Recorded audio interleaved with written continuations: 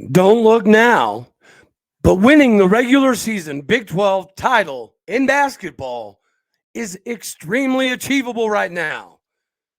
So can we please fill GIA for a massive game against KU? You are Locked On Oklahoma State, your daily podcast on the Oklahoma State Cowboys, part of the Locked On Podcast Network, your team every day.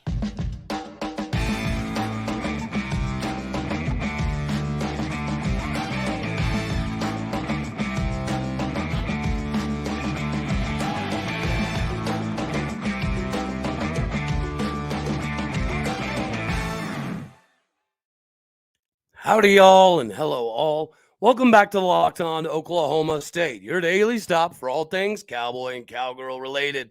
My name is Cody Stovall. I want to thank you kindly for stopping by to make this your first listen here on Locked On Oklahoma State. You can find me on Twitter at AllDayOState. We are available on all of your podcasting platforms as well as YouTube. Today, we are brought to you by LinkedIn Talent Solutions. If you're trying to find the right candidate at the right time for the right job, use LinkedIn Talent Solutions. All right, so we'll just dive right into this, guys. We legitimately have watched Mike Boynton over years bring in really solid classes, right, from a recruiting perspective, and not always be able to capitalize on the talent that he's brought in. Everybody knows the story from last season, right, which is why we've had the conversation already, that no matter what happened this season, unless it was an absolute train wreck, he was gonna save his job no matter what, because of what he has coming back next season and what he has coming in recruiting wise. And you know, I've put out polls. I put out a poll about Gallagher-Iba attendance, and I think it had 500-600 people in it. I think that's pretty decent, and it was close, but the overwhelming majority of people, you know, did end up talking about the financial constraint side of it. I've seen some stuff on Twitter with Weiberg and Boynton. They're trying to do some things right now to help rectify that. So if they're willing to work with us, we got to make sure we fill out Gallagher-Iba. This is the game. This is the time that it's tailor-made for us to do so. And goodness gracious, y'all, what it does for recruiting, you know, I don't want to beat that dead horse over and over again, but there's going to be some people in the building for this one. It's KU, defending national champions, coming to town as we're hot. We've won 5 in a row, 7 of our last 8. We're clicking at the right time. And the beauty of it is we're super banged up. Right? Our best player, the guy who's most likely going to be part of this next draft cycle, is Moussa. Our 7-foot ultra talented center. He's been dealing with an ankle injury for a few weeks now. And he's having to play so many minutes that we know it's not getting any better, right? It doesn't appear to be getting a whole lot worse, but it's not getting better. So for the foreseeable future, going into the tournament, we know we're going to be operating with a less than 100% Moussa, 85%, maybe 90. I think 90 would be pushing it.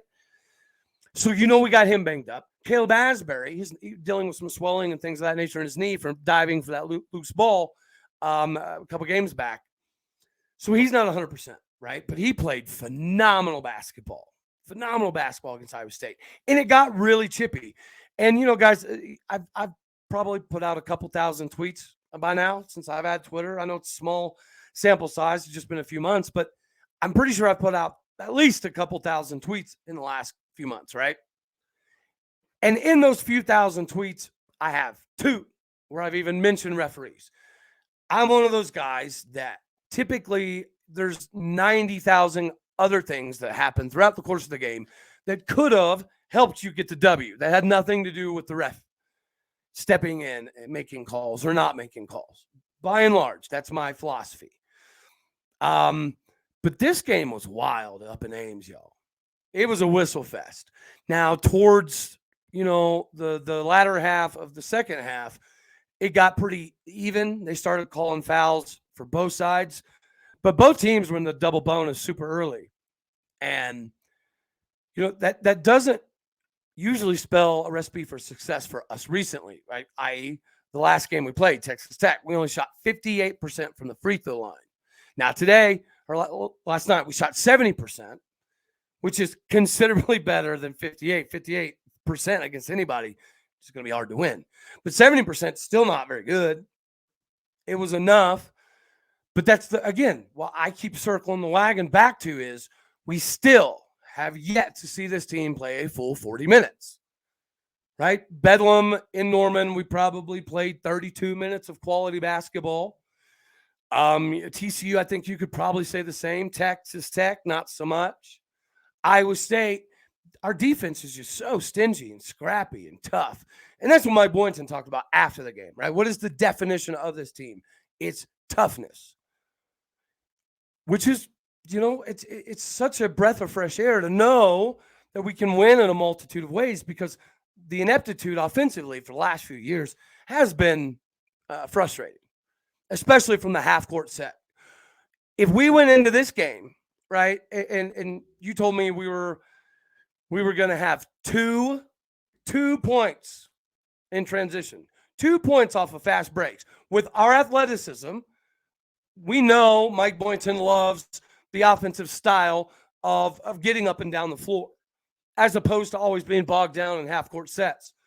Yet again, we find a way to win.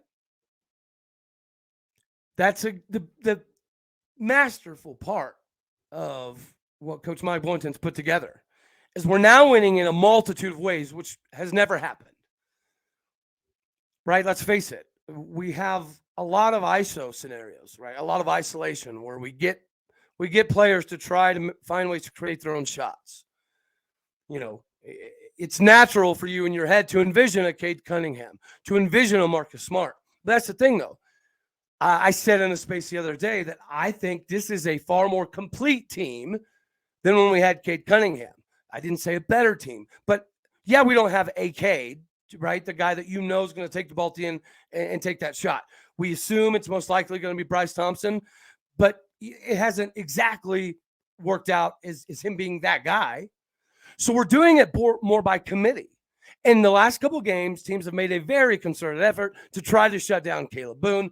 Very smart decision. But luckily, other players are stepping up in that absence.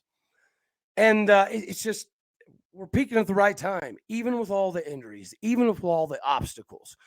And, it's all about eliminating as many obstacles as possible. And when you're talking about eliminating obstacles for your small business, guys, we all know that finding the qualified candidates in the most efficient way possible, it's better for everybody, right? It's better for you. It's better for the person applying for the job. It's better for your clientele, because you're able to, get a position filled of need pretty quickly, reliably. It helps you quickly attract all the right candidates to your job with specific targeting tools. They go far beyond the resume data by using insights from job posts and using the company assets at their, whims, with 875 million member profiles. So they identify everything quickly, and it makes it very easy for you to screen. It'll rate applicants based on your job qualifications, all in one platform. This is why small businesses, in fact, rate LinkedIn Jobs #1 in delivering quality hires versus the leading competitors. So, Locked On Nation, State Nation, we got a call to action. Go to LinkedIn Jobs right now, linkedin.com/lockedoncollege to post your job for free. Again, that is linkedin.com/lockedoncollege to post your job for free. Terms and conditions obviously do apply. So when we're dissecting what this team can do as far as, making a run at something, because ironically enough, coming into the season, I think the common consensus was just make the tournament, right? Find a way to make the tournament, since we were robbed of that opportunity last season. Well, now you're seeing expectations climb, and that's fair. It's the same thing with Mike Gundy. Expectations have continued to rise, so we expect more. That's fair. It's the same with Mike Boynton, right? Coming into the season, 90% of people would have told you if he makes the tournament, we're pretty happy after what happened last season. And now that we're cruising the way that we are, now it's not that simplistic, right? Now it's more of, okay, we're definitely a tournament team. Now we got to get in and also win one. So now we're playing for seeding. But the crazy part about that is the seeding in the Big 12 tournament is probably going to be more important than the seeding in the NCAA tournament. Because it's been proven. Look at Texas Tech right now. The last place team in the Big 12 can beat anybody on any given night. The last place team legitimately can beat the number one ranked team any given night. So it's amazing that we're reeling off these win after win after win after win in a row right now. That's the consecutive W's is what's blowing my mind. So, yes, I do think we're a far more complete team right now than we ever were with Cade Cunningham. We were deeper then, right? We had a better bench. We had more talent. We had more athleticism just because we had more bodies. But the cohesive collective unit that this team is, it's a beauty to watch. It's a breath of fresh air to see how it's done. And especially when we're talking about running everything from the low post, because working off of Moussa and Kalib Boone has not been something that we've been doing for a long time. We haven't been working off of our bigs, even dating back to when we had Michael Cobbins guys. Mike Cobbins was somebody that could effectively move down low and be productive offensively and defensively. Yet it is completely different. Even Cameron McGriff, right? We can keep going back. The way we're utilizing our big men right now is very different. So even if they're not the focal point offensively, we're running sets through them, and it makes the defense have to respect both facets of the game, whether it be inside, outside, pick and pop, pick and roll, high ball screen with Kalib and Moussa or Tyreek following off of that high pick.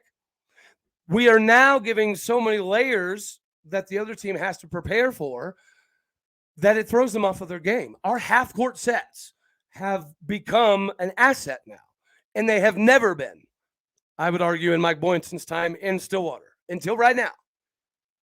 So it's a perfect time to get on the bandwagon. And we are going to talk about the bandwagon side of it because we're talking about attendance. I'm not going to jump up on that mountain and toot my big old horn and all that fun jazz. I'm not going to do that. But again, this is the game. This is the premier game. We were on a space the other day, and there's people talking about students that if it's sad as it is, if they don't hear the words OU or Texas or Kansas, they're not going to show up in droves. Okay. I hate to hear that. It hurts my heart. It sucks for the history of Gallagher-Iba. It sucks for Coach Boynton. It sucks for the basketball squad that we have people and students that do think like that. But nonetheless, it is that day. It is KU. They are coming to town, and we're the hottest team in the Big 12.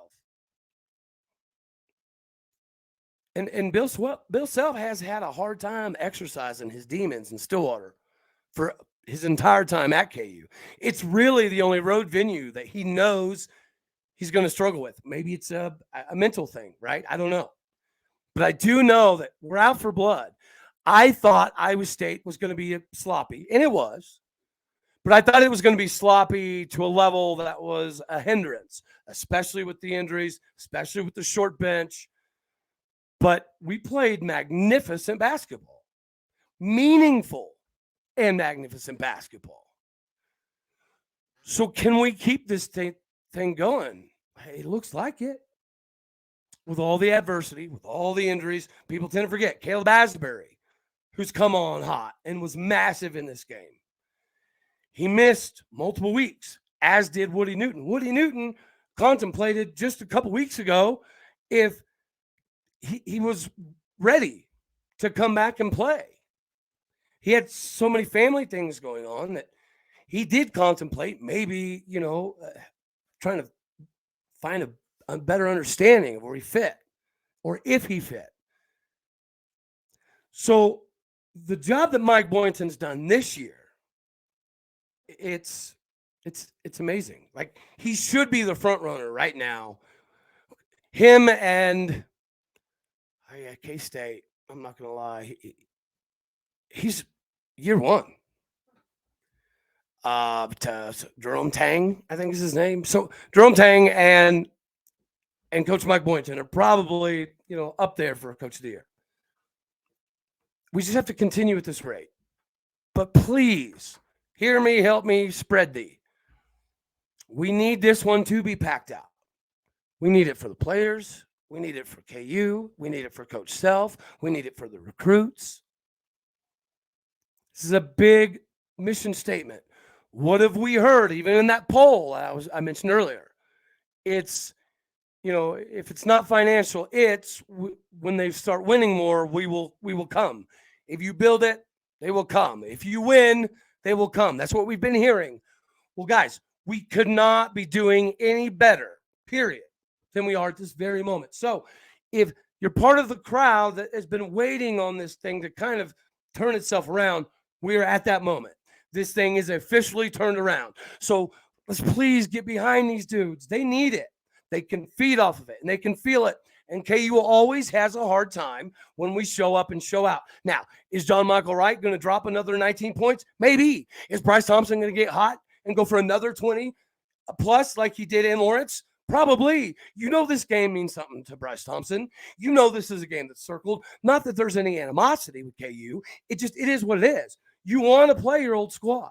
Just like I'm sure Tyreek Smith would have loved more minutes against Texas Tech. We, as a fan base, probably would have loved more minutes from Tyreek Smith against Texas Tech. But he knows he has a role to fill, and that's the beauty of this squad. We're finding multiple ways to win. We're not relying on one thing, which we were in the Cade Cunningham days. It's just even the ugly W's are a thing of beauty because it's a defensive masterpiece. So, yeah, guys, please help me get this stuff out. We need these fans in the seat for this next game. And now we'll transition here real quick to women's basketball. But before I do so, get to bring out Mr. Boone Brumerson for women's basketball, baby. I'm having troubles. There we go. Yeah, so as you guys know, every time we get a sweep, Mr. Boone Brumerson goes up there. And the reason his name is Mr. Boone Brumerson is because Kalib Boone went absolutely crazy in Bedlam to sweep OU. So as crazy things happen, we'll add names to it, right? So, for instance, let's say women's basketball goes to the Elite Eight, and Naomi Alnadas hits the game winner to send us to the Elite Eight. Well, then Mr. Boone Brumerson might then become like Mimi Boone Brumerson, lose the mister.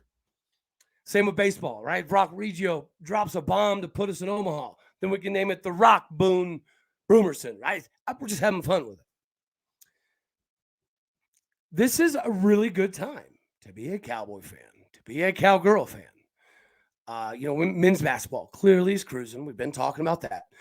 Women's basketball has been cruising as well.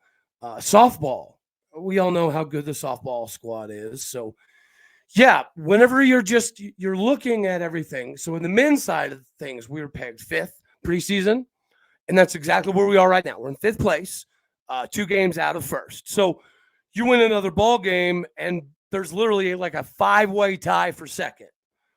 And Texas is not invincible up top. They do look to be the most complete team at the very moment. Texas, yeah, they're going to be hard to handle for anybody. But that's the thing. Any team in the Big 12 that gets in is going to cause problems. But it's even more miraculous from the women's side, y'all.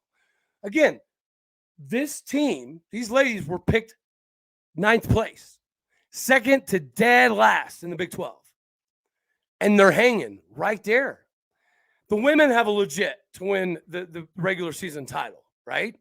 Just like the men. It might take a couple of games here and there, but we talk about the men doing it in a multitude of ways. So the other day we were talking about our 2 foreign, snipers, sharpshooters, Anagreta C and Lawyer Garzon. They were off, right? They combined for like 6 points, 7 points, something like that. So they both had off games. And then this very next day, instead of being so reliant on the bigs, they show up. And Anagreta C drops a cool 15, points in 26 minutes. Lua Garzon comes off the bench, does her thing, drops another 14 points. Taryn Milton keeps tearing it up. Naomi Alnadas, again, Mimi doesn't have to be the Cade Cunningham all the time because we're finding multiple people that can step up and provide. And we're talking about the fan side of things. The women had almost 4,000 fans in Gallagher-Iba for women's basketball is pretty impressive. Is it where we want it to be? Absolutely not. But again, this team is cruising as well. And when you're tying everything together, just for me, the nostalgic side of things, it's just really cool to see people like Taylon Collins get this opportunity and to be able to show off and show out like she has, because her dad was part of the 95 Final Four squad. I put that out on Twitter the other day too. So everything is clicking at this moment. Women's basketball, men's basketball, softball's rocking and rolling. You know, we're at a tournament, Puerto Vallarta tournament in Mexico, making a good account of ourselves. Did run up against the wall a little bit against Maryland, but if you notice, the first couple games we threw our aces. This game, not that it was a throwaway game, none of them are, but we pitched everyone on staff that we had. So I understand what Kenny Gajewski's doing there. You gotta find all the pieces in the fire, right? You can't just rely on two ladies all the way throughout the course of the season. So this is, it's okay. It really is okay. And we get to do it all over again against Ole Miss here after a while. So that'll be a fun one as well. It's a very phenomenal time to be a Cowboy or a Cowgirls fan, even from the football side of things. Whether you want to talk about the fact that we're dropping the dead weight of OU and Texas, and for clarification purposes, yes, I strategically said that because it's true, guys. I don't have anything against OU or Texas, but a fact is a fact. OU and Texas have been a problem, primarily Texas, dating back to the last round of this Big 12 mix-up, shake-up. If Texas and OU didn't operate the way they did and have their hands out all the daggone time, then A&M and Nebraska would have never left, which means Mizzou and Colorado would have never left, which means none of this would have happened. Now, again, I think it's a net positive, right? Being able to pick up Cincinnati, UCF, Houston, and BYU. BYU is a home run hire, ready to go. UCF has the largest enrollment, and they have lots of dollar bills they're willing to pump into this thing immediately to get as competitive as possible very quickly. Cincinnati's riding a little bit of a high. The conversation with or without Luke Fickell does change the scenario a little bit, but nonetheless, everybody, I think, is positioned to come in and be successful, minus some depth. I think the depth side of things, BYU is the only one that may have that right away, but everybody's going to have it. So, again, I think this is a net positive. I meant what I said. I don't walk it back. They are dead weight. As far as the conference, what is better for the conference, OU and Texas are dead weight. Now you're not going to have the greedy handouts all the time. Now you're going to have some amicable civil discord between everybody. And then we can all collectively come together and then go to war with the Big Ten and the SEC instead of going to war with each other like we have been on and off for the better part of 2+ decades. Instead of that, now we can go to war together against other people. And that's what it is. The new Big 12 is much more cohesive and much more entertaining from top to bottom than the old Big 12 ever was. It's not top heavy to where there's nothing of substance below it, like the SEC, like the Big Ten.